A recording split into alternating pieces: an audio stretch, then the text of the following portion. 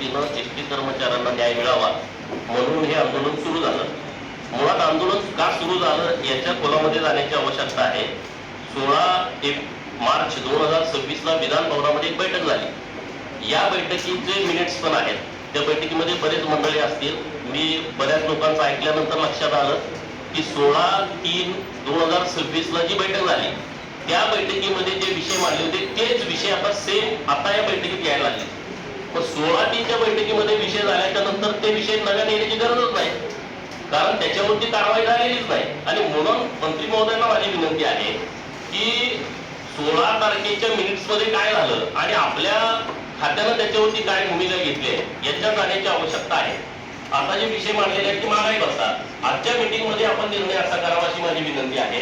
राज्य सरकारला ज्या दिवशी महागाई भत्ता वाढून मिळतो सुमोटो त्याच दिवशी एसटी महामंडळाला मिळाला पाहिजे. दरवेळेस मीटिंग घेणं, दरवेळेस एसटी कर्मचाऱ्यांनी राज्य सरकारला महागाई भत्ता मिळाला आम्हाला मिळाला नाही असं म्हणायची गरजच नाही. असा निर्णय करून टाका की राज्य सरकारला ज्या दिवशी महागाई भत्ता वाढेल त्या दिवशी इकडे वाढेल. त्याच्यासाठी आंदोलन, मोर्चा किंवा त्याच्यासाठी मीटिंग घेण्याची आवश्यकता नाही.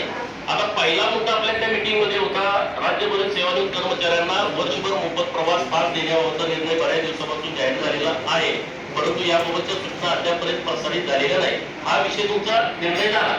2 नंबरचा विषय, एकाच ठिकाणी पर्यवेक्षक अधिकारी बऱ्याच वर्षापासून कार्यरत असल्यामुळं त्यांची मनमानी चालत आहे. भ्रष्टाचारांना देखील खतपाणी मिळत आहे. त्यामुळे एकाच दिवशी एकाच ठिकाणी 3 वर्षापेक्षा जास्त कालावधी सेवेत असलेल्या पर्यवेक्षीय कर्मचारी अधिकाऱ्यांची अन्य विभागात बदली करण्यात यावी.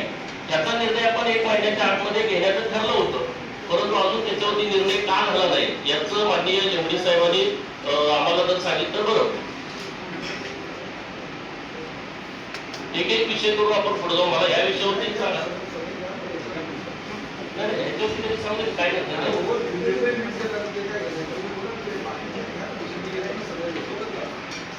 बाकीचे विषय आता बरेच विषय आहेत यात.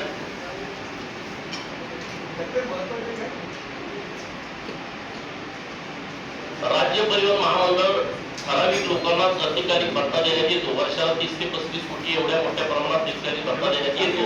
हा एक विषय आहे. शासनाच्या निर्णयाप्रमाणे परिवहन एसटी महामंडळातील आदिवासी भागातील काही आदिवासी भागातील कर्मचाऱ्यांना आदिवासी भत्ता योग्य प्रमाणात दिला जात नाही. पूर्वी अस्तित्वात असलेल्या कनिष्ठ वेतन श्रेणी तो कमी दिला जात आहे. तो नियमित वेतन श्रेणीप्रमाणे समान देण्यात यावा. या संदर्भामध्ये शासन मार्गदर्शन मागण्यात येईल अशा पद्धतीचं उत्तर दिलं होतं.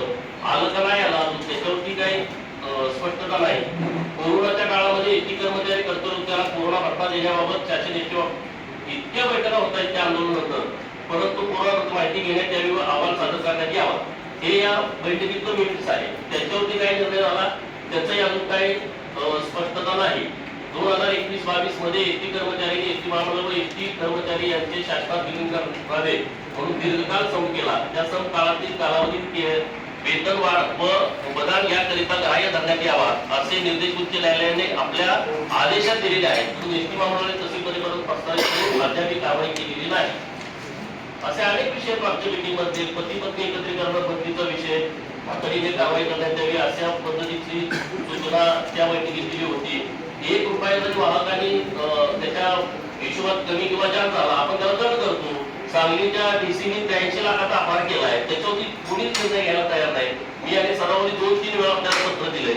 1 रुपयाचा त्याच्याकडून चूक झाली तो अपराधी आहे. 83 लाख रुपयाचा गैरव्यवहार झाला तो अपराधी नाही. म्हणजे ह्याच्याबद्दलची भूमिका काय आहे शासनाची त्याबद्दलची आपण त्याच्यावरती स्पष्टता द्यावी. हेमा पाटील वाहतूक निरीक्षक त्यांनी काहीतरी अनुभवाचा दाखला दिला नाही तर 2 दाखले त्यांच्यामध्ये, एक दिलाय एक नाही दिला असं त्या एजन्सीने दिलं तर त्यांना बडतर्फ केले. असे जे विषय आहेत त्या विषयावरती सरकारची भूमिका काय आहे याच्यावरती स्पष्टता यावी अशी माझी विनंती आपल्या या बैठकीमध्ये आहे.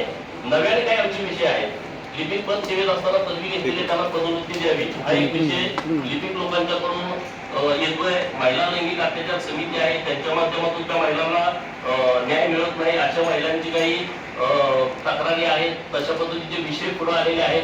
चुकीच्या पद्धतीनं निलंबन करू नये अशी 5 परिपत्रक तुम्ही काढले तरी पण कर्मचाऱ्यांना चुकीच्या पद्धतीनं निलंबन केलं जात आहे.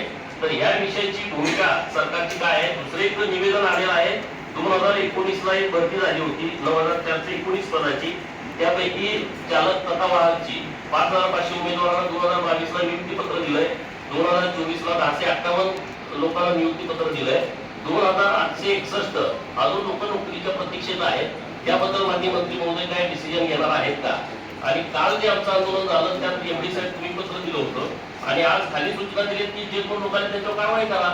आतापर्यंत एवढी आंदोलन आली त्याच्यावर कारवाई नाही, मग कोणती सूचना कुणी दिल्या, कशाला करायला आलेल्या आहेत, तर त्याच्याबद्दलची स्पष्टता आम्हाला द्यावी अशी तुम्हाला विनंती आहे. बोलू का?